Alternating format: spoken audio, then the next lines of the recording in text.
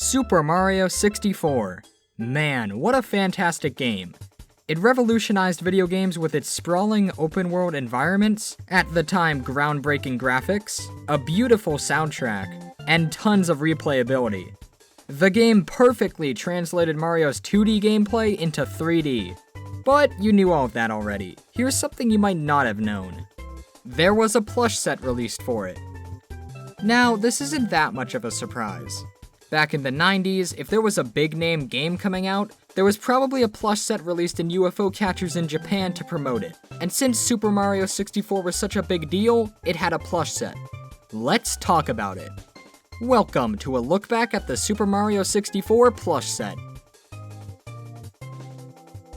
This set of 6 plushes was released exclusively in Japanese UFO catchers by the company Ban Presto around 1996. The set contains Mario, more specifically Wing Cap Mario, Bowser, a Goomba, a Koopa, possibly Koopa the Quick, King Bob-omb, and Metal Mario. One of the most interesting things about these game-specific UFO catcher plush sets is that they usually contain game-exclusive characters or designs. In this set's case, King Bob-omb has a plush here, and at the time of me making this video, this is the only King Bob-omb plush in existence. The rest of the plushes also have that Mario 64 look to them, but more on that later. Like a lot of the older UFO catcher plush sets, this set has become very hard to find, and you won't find one of these guys for cheap. Let's go over each of these plushes individually, starting with Wing Cap Mario.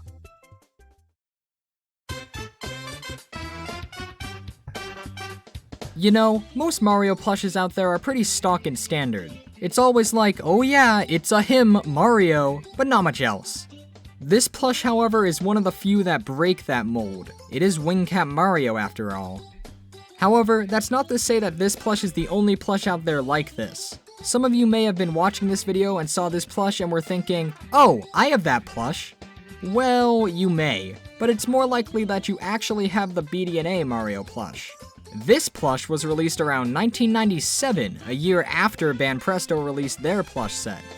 It was available both in stores as well as the Nintendo Power Super Power Supplies catalog. You'll notice that both the BDNA Mario and Bowser look very similar to their Ban Presto Mario 64 counterparts. What's the reason for this? I have no idea. It could just be a coincidence, but maybe the people at BDNA took notes on the Ban Presto ones when designing their plushes. Comparing the two Mario plushes, you'll notice that they both share a lot of similarities. They share the same pose, they have the same details. The BDNA plush actually looks like a cheap copy of the Ban Presto one. That's not to say that the BDNA plush is bad. It's still a very nice Mario plush, but the Ban Presto one is better, and here's why. The Ban Presto plush is slightly bigger than the BDNA one. The BDNA plush is stuffed with beans while the Ban Presto one is all plush. While the details on the BDNA one are just iron-on, the Ban Presto one uses a hard material with fabric covered over it to give it a much higher quality look. The Ban Presto plush has a blue hang string, as do all the other plushes in this set. Here's a look at the plush set's tag. On the front, it has artwork depicting an epic Mario vs. Bowser fight, with Mario getting burnt by Bowser. Why'd they choose this art? I mean, it looks nice, but you'd think they'd choose anything else. It also has the Japanese Super Mario 64 logo. The back of the tag has standard legal stuff that tags usually have. However, the tag has a full set sheet. That's something you don't see with every set. Very nice of Ban Presto to include that. And I'm pretty sure the text to the right reads "Collect all 6" or something like that. As for rarity, since he's the title character, one could assume that Mario would be the most common plush in the set.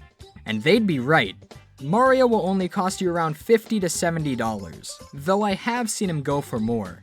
The BDNA Mario plush only goes for around $20 max. So is the Ban Presto plush really worth it? Well, if you just want a Wing Cap Mario plush and don't care about value or anything like that, then I'd say the BDNA one is the way to go. It's still a good plush. But the Ban Presto one is almost like an elite premium collector's edition of the BDNA plush. On its own, it's a great Mario plush, and would make for an excellent addition to any collection.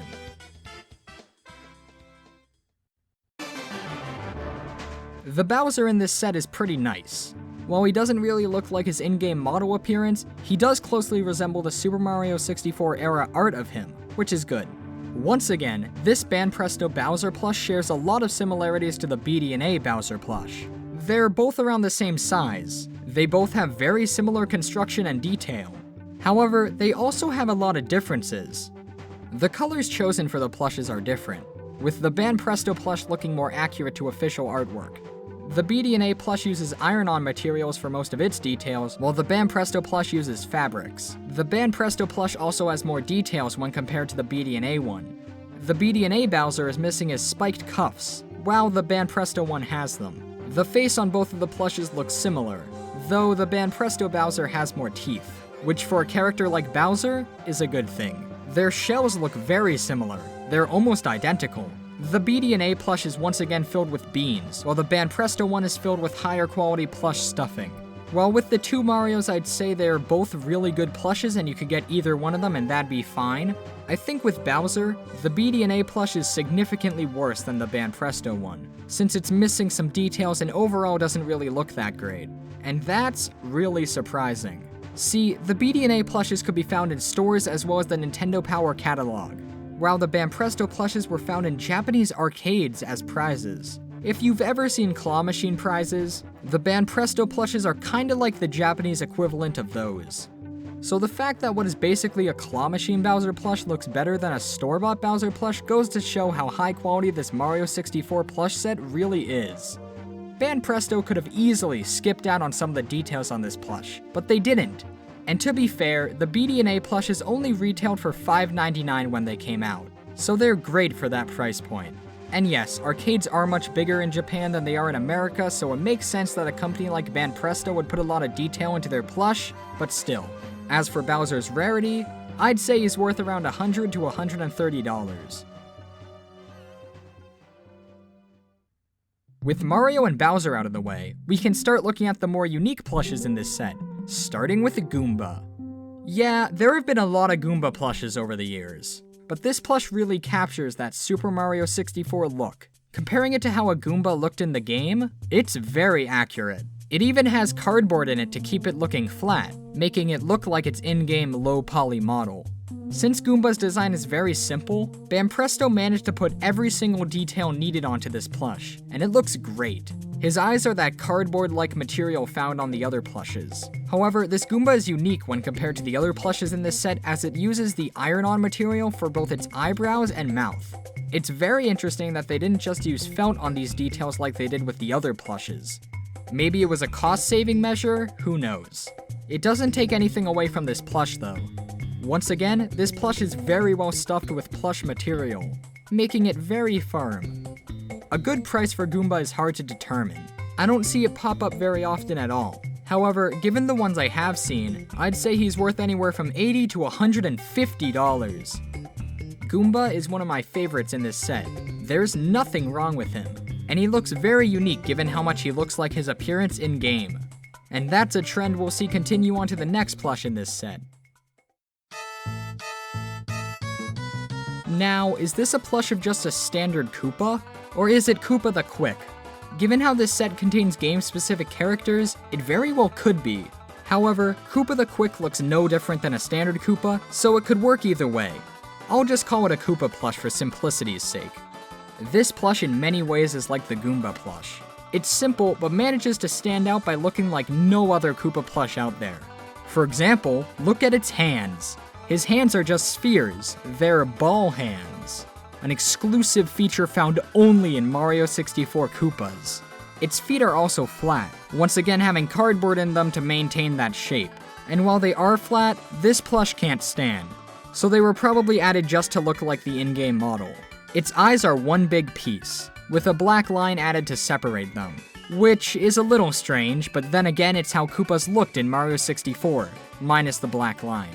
You'll notice that this plush is missing the lines on its stomach, which actually isn't accurate to Mario 64 Koopas. I'll just assume this is another cost-cutting measure. The shell of the Koopa looks very nice, with black lines on it to signify all the different sections of it. All around, this is a great Koopa plush, and looks nothing like any other Koopa plush out there. This plush is where prices for this set start to get really high. Given how Koopa isn't as popular as Mario, Bowser, or even a Goomba, Banpresto probably didn't make as many Koopas as them, and since it looks very accurate to a 64-era Koopa, it's become very sought after over the years. I'd say he's worth anywhere from $150 to $200. And yeah, that's a lot for just a small Mario plush, but this Koopa has nothing on the last two plushes we'll be looking at. Introducing the second rarest plush in this set, King Bob-omb. I'm so glad Banpresto decided to make a plush of this guy. He's such an iconic character to the game, being the first boss you fight for the first star you collect. Yet despite him being iconic, King Bob-omb doesn't get much merchandise. Even at the time when Super Mario 64 was the newest Mario game, King Bob-omb only got a few select items, including this plush. While the rest of the plushes are unique for looking like the characters did in Mario 64, this plush is unique for just existing. Like I said before, as of right now, this is the only King Bob-omb plush in existence. This is a fantastic plush. He has his mustache, which is very well stuffed, as is the rest of the plush. His eyes are that hard cardboard material used on the other plushes, and he has his crown made of felt, which looks great. A very nice detail with this plush is that he has purple arms.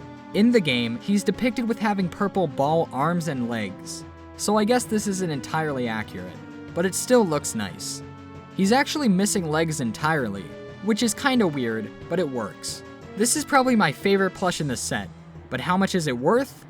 Well, this is the only King Bob-omb plush that's ever been made.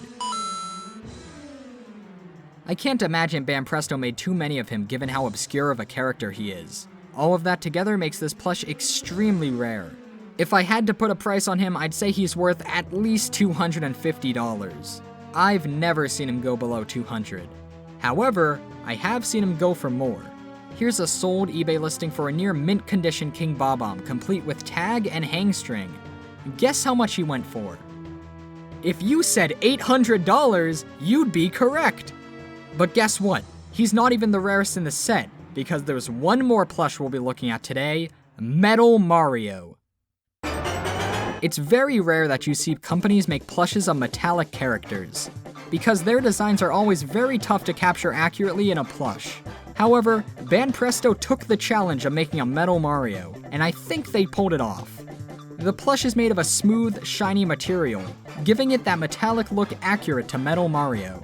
Since Metal Mario is just one color, Banpresto used extra materials to capture all of his details. For example, each part of his eyes is a different layer of material, which looks a bit weird, but works very well. Once again, Banpresto didn't skim on any of Metal Mario's details. His hair, his mustache, his overalls, it's surprisingly detailed for a plush using one color. All of his details are simply glued on, which unfortunately means that over the near 20 years that these plushes have existed, the glue has since dried up, and now many Metal Marios out there are missing details such as the eyes. Metal Mario's in an interesting pose. I think it's supposed to look like Mario's iconic peace sign pose from the game. Now then, rarity for Metal Mario. Just like King Bob-omb, it's very hard to put a price on this guy. Given how old this plush is, and how hard it is to find one in good condition, I'd say a good condition Metal Mario is worth at least $500. Though I have seen some go for more. For a while, this was the only Metal Mario plush out there. However, recently, Jakks Pacific has released a new Metal Mario plush as part of their World of Nintendo line. He should still be easily available, so pick him up while you can. I have him, and I can confirm that he is a top quality plush, definitely worth getting. So now that there are two Metal Mario plushes, I suppose that there will be less demand for this original plush. So we may see the price decrease a little bit, but I think he'll retain most of his value. Now Jakks Pacific just needs to make a King Bob-omb plush and we'd be set. And that's the Banpresto Super Mario 64 plush set. Definitely one of the most unique and interesting Mario plush sets out there. All of the plushes in this set capture that distinct look that only a plush set from the time of the N64 could have. If you're a fan of the Nintendo 64, Super Mario 64, or anything of the sort, these plushes could make for an excellent addition to any collection. That is, if you have the money for them. I, unfortunately, do not have any of these plushes, and I don't really expect to get any of them given how expensive some of them can get. But if you're ever in a situation where you can get any of them, definitely get one. You will not be disappointed.